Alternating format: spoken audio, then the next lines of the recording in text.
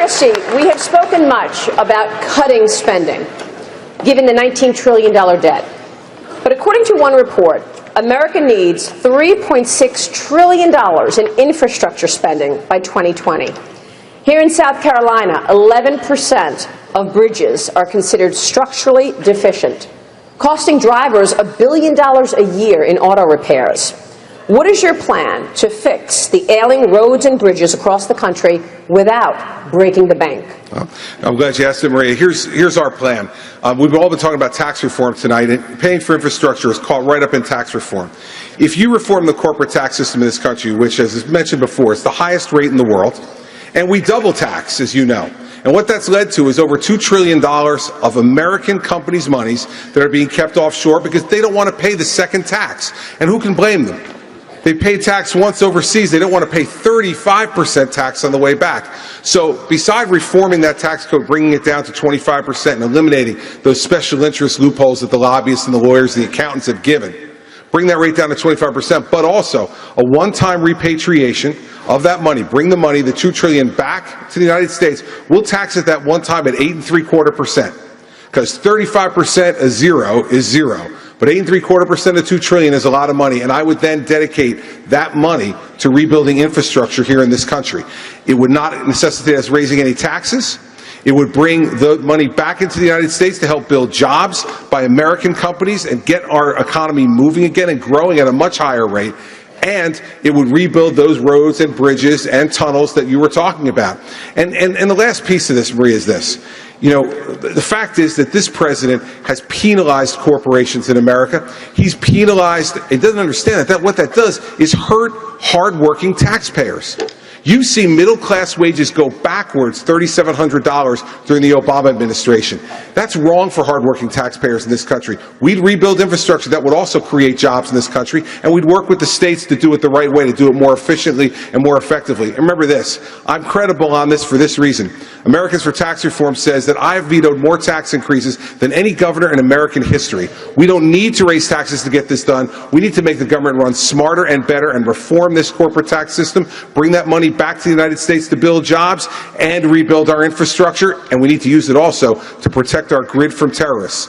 All of those things are important, and all those things would happen in the Christie administration. Thank you, sir. Dr. Carson, it is true U.S. companies have $2 trillion in cash sitting overseas right now. That could be used for investment and jobs in America.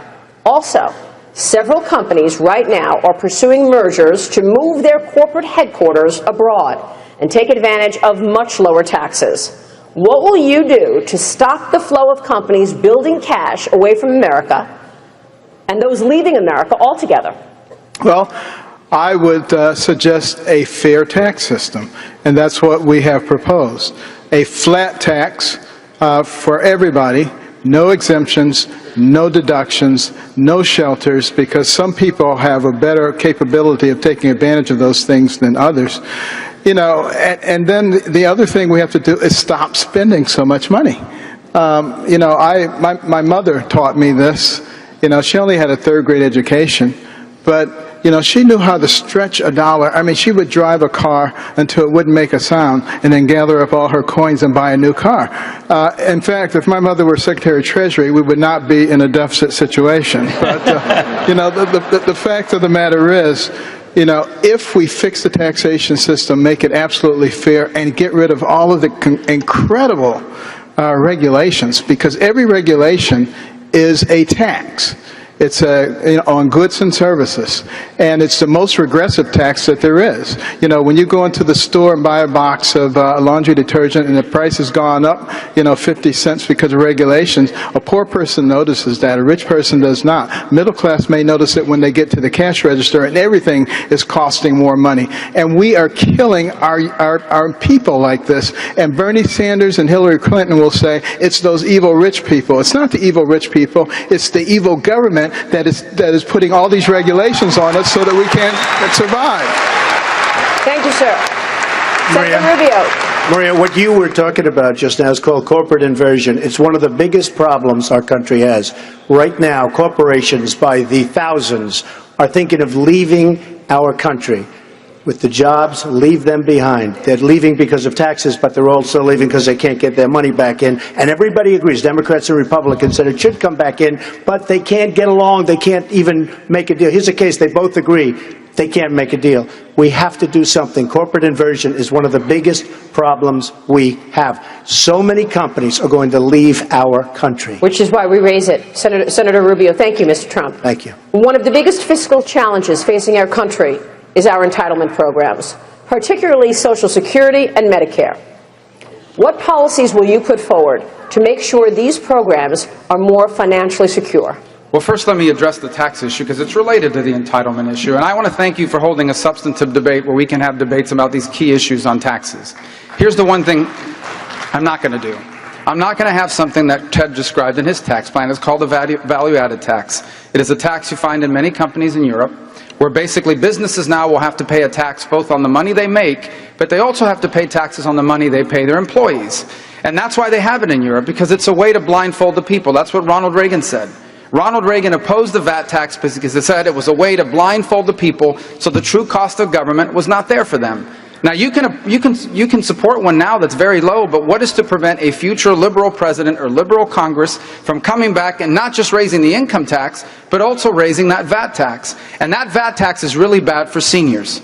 Because seniors, if they are retired, are no longer earning an income from a job. And therefore, they don't get the income tax break. But their prices are going to be higher because the VAT tax is embedded in both the prices that businesses are charging and in the wages they pay their employees. When I am President of the United States, I'm going to side with Ronald Reagan on this and not Nancy Pelosi, and we are not having a VAT tax. Thank you, Senator. Maria, I assume I Cruz, can yes, you respond were to that. mentioned. Yes, of course. Well, Marco has been floating this attack for a few weeks now, but the problem is the business flat tax in my proposal is not a VAT. A VAT is imposed as a sales tax when you buy a good. This is a business flat tax. It is imposed on businesses, and a critical piece that Marco seems to be missing is that this 16% business flat tax enables us to eliminate the corporate income tax. It goes away. It enables us to eliminate the death tax. If you're a farmer, if you're a rancher, if you're a small business owner, the death tax is gone. We eliminate the payroll tax. We eliminate the Obamacare taxes. And listen, there's a real difference between Marco's tax plan and mine. Mine gives every American a simple flat tax of 10%. Marco's top tax rate is 35%. My tax plan enables you to fill out your taxes on a postcard so we can abolish the IRS. Marco leaves the IRS code in with all of the complexity.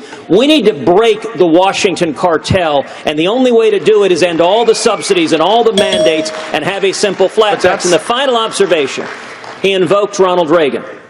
I would note that Art Laffer, Ronald Reagan's chief economic advisor, has written publicly that my simple flat tax is the best tax plan for the individuals on this stage because it produces economic growth, it raises wages, and it helps everyone from the very poorest to the very richest. But that's not an accurate description of the plan. Because, first of all, you may rename the IRS, but you're not going to abolish the IRS because there has to be some agency that's going to collect your VAT tax. Someone's going to be collecting this tax. In fact, Ronald Reagan's Treasury, when Ronald Reagan's Treasury looked at the VAT tax, you know what they found? That they were going to have to hire 20,000 new IRS agents to collect it. The second point, it doesn't eliminate the corporate tax or the payroll tax. Businesses will now have to pay 16% on the money they make. They will also have to pay 16% on the money they pay their employees. So there are people watching tonight in business. If you are now hit on a 60% tax on both your income and on the wages you pay your employees, where are you going to get that money from? You're going to get it by paying your employees less and charging your customers more. That is a tax. The difference is you don't see it on the bill. And that's why Ronald Reagan said that it was a blindfold. You blindfold the American people so they cannot see the true cost of government. Now, 16% is what the rate Ted wants it at. But what happens if, God forbid, the next Barack Obama takes over and the next Nancy Pelosi and the next Harry Reid, and they decide we're going to raise it to 30%, plus we're going to raise the income tax to 30%. Now you got Europe. We're not doing that. Why should individuals pay Maria,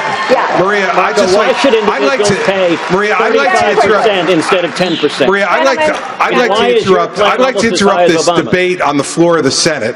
to actually answer the question you asked, which was on entitlements. Do you remember that, everybody? This was a question on entitlements. Oh, I'll answer the entitlement question. And the reason, now you already had your chance, Marco, you blew it. Here's the thing. I'll be more than happy to entitlement. The fact is, the reason why. If you'll answer the Common Core question. The fact is, the reason why that no one wants to answer entitlements up here is because it's hard. It's a hard problem. And I'm the only one up on this stage who, back in April, put forward a detailed entitlement reform plan that will save over $1 trillion, save Social Security, save Medicare, and avoid this. Avoid what Hillary Rodham Clinton will do to you, because what she will do is come in and she will raise Social Security taxes. Bernie Sanders has already said it, and she is just 1 or 2 more poll drops down from even moving further left than she's moved already to get to the left of Bernie on this. We have seniors out there who are scared to death because this Congress, this one that we have right now, just stole $150 billion from the Social Security Retirement Fund to give it to the Social Security Disability Fund. A Republican Congress did that. And the fact is, it was wrong, and they consorted with Barack Obama to steal from Social Security. We need to reform Social Security. Mine's the only plan that saves over $1 trillion, and that's why I'm answering your question. Thank you, Governor. Thank you, Governor. Can I just add one very quick thing? And I just want to say, last week we released our tax plan, and multiple reputable journals, including the Wall Street Journal, said ours is the best. Just want to get that out there. Just saying. Thank you, Dr. Carson. Coming up, how would the candidates protect America? And another terror attack if we were to see it. But first, you can join us live on stage during the commercial break right from home. Go to facebook.com/FoxBusiness. We'll be streaming live and answering your questions during this